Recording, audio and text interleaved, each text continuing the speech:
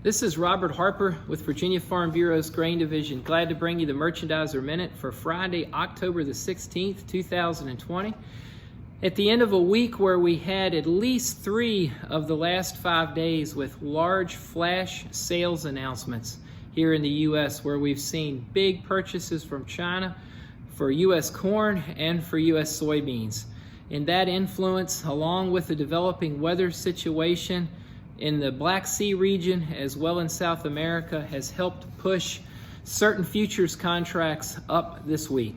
Let's take a look at a few of the stories around the trade this week. One phrase that was very popular was COVID food insecurity.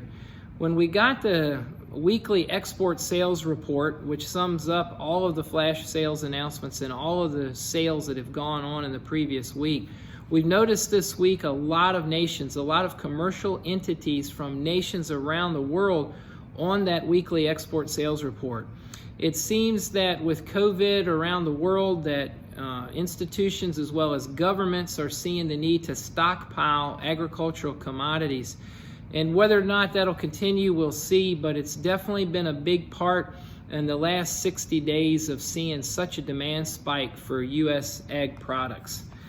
Weather was a big story, as I said just a minute ago this week. We've got Russia looking for rain so they can get more winter wheat seeded. We have Black Sea nations like Ukraine and Romania wanting rain for their winter wheat seedings. And then when we come here to the United States, we know that the hard wheat that's planted in Texas and Oklahoma, Kansas, and Nebraska, a lot of those acres need rain as well. And we saw wheat futures this week again at 5-year highs as part of that weather rally.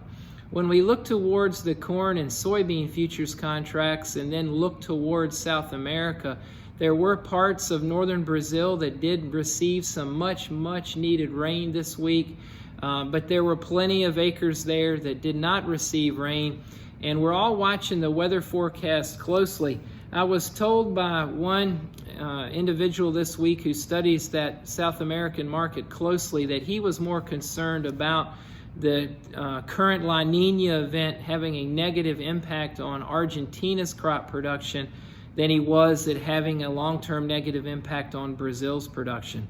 I thought that was an interesting comment, and he cited that just weather patterns are different, La Nina or no La Nina, and that Argentina has more of a chance to have less of a crop.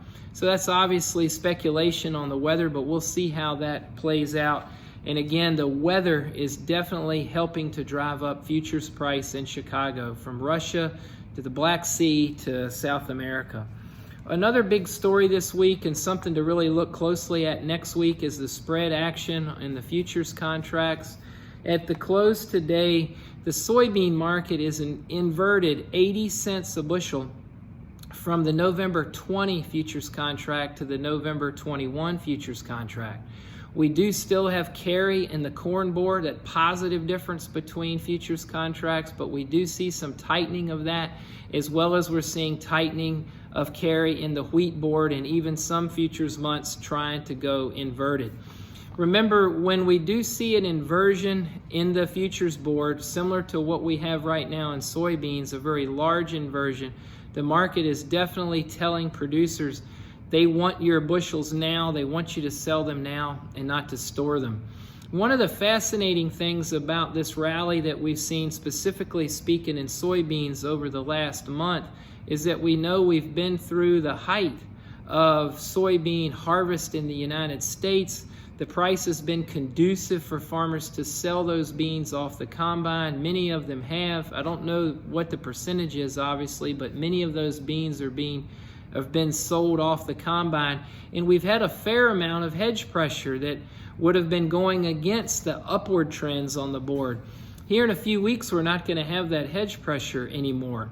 And that's going to be remarkable to see if the board will rally even higher if similar influences of China demand, other countries' demand, as well as dry weather in Brazil will be present at that time.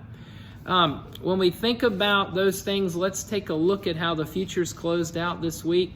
December corn was up 7 cents for the week to close at 4.02. We did reach the highs of the year this week on the December futures contract. November beans closed at 10.50 a bushel for the week. That was down 15 cents a bushel for the week. July wheat, your next year new crop wheat contract was up 15 cents a bushel for the week to close at 6.09. So obviously, give us, Josie or I, a call if we can talk with you about pricing strategies right now, whether it's corn, wheat, or beans. You know from talking to us on the phone a lot that we definitely take the attitude of sell early, sell often, and sell in small increments. When a market is moving up like this market is trend-wise, and when we are moving up because of weather influences as well as demand influences, there's no way of knowing where the top is. And we really promote to sell early, sell often, and sell in small percentages to try to get that better average price for your whole crop. When we look at what the USDA told us this week, if you go back to 2010, we harvested 23% of our soybean acres this week. The final number came in the United States at 61% harvested on soybeans. That was the third fastest harvest pace since 2010. U.S. corn came in this week at 41% harvested. Our 5-year average is 32, so we're a little bit ahead on corn harvest, and we're way ahead on soybean harvest in the United States. So let's focus on next week. We're going to see Argentina did get some rain this week. They're scheduled for some next week. We'll see if that comes, if the planters get going there as well, just like we talked about in Brazil earlier. We know we're only about 2 weeks out from the presidential election, and we can expect, whether we call them black swans or wild card events between now and then that might impact your price. But again, give us a call if we can help you. This is Robert at Virginia Farm Bureau's Grain Division.